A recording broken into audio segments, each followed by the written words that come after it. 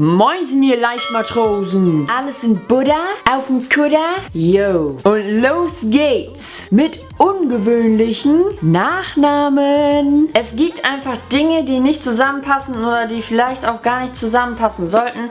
Wie zum Beispiel diese Mütze zu diesem Hemd. Ich denke, das passt nicht zusammen, aber ich habe es einfach angezogen, weil es ja zum heutigen Video passt. Okay, das war vielleicht ein doofes Beispiel, aber lassen wir das Ganze einfach so stehen. Ich habe im Internet ein paar lustige Nachnamen gefunden, also Doppelnachnamen. Ihr werdet gleich sehen, was ich damit meine.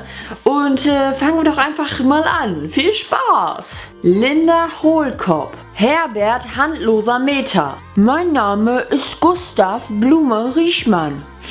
Till Vogelfreund. Melina Teufelkomma. Wilma Hertha Poppen, zur Kasse bitte. Wilma Hertha Poppen bitte. Lena Kleiner Peter. Mein Name ist Fußnagel. Luke Fußnagel. Elvis Schwarzbund. Edith Krummbein. Manfred Kockhahn. Kerstin Wilde Rose. Felix Wolkenlose.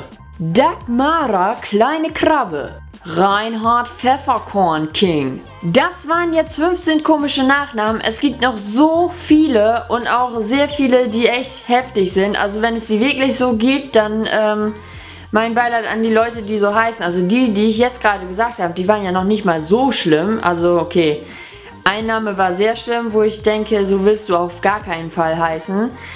Und ja, was soll man da noch zu sagen? Ich glaube, wenn man, ich weiß nicht, ich habe keine Ahnung, genau, was soll man da noch zu sagen? Ich sage am besten gar nichts mehr. Das war's mit meinem Video. Ich hoffe, es hat euch gefallen. Wenn ja, gebt mir einen Daumen nach oben. Und hier oben kommt ihr zum letzten Video und da zum vorletzten Video. Und wenn ihr mich noch nicht abonniert habt, dürft ihr auch gerne das tun. Und mir auf den sozialen Netzwerken folgen, die da unten irgendwo stehen. Und ich würde sagen, wir sehen uns Samstag wieder. Ich rede so schnell, weil mein Akku schon fast wieder leer ist. Und ja, tschüss!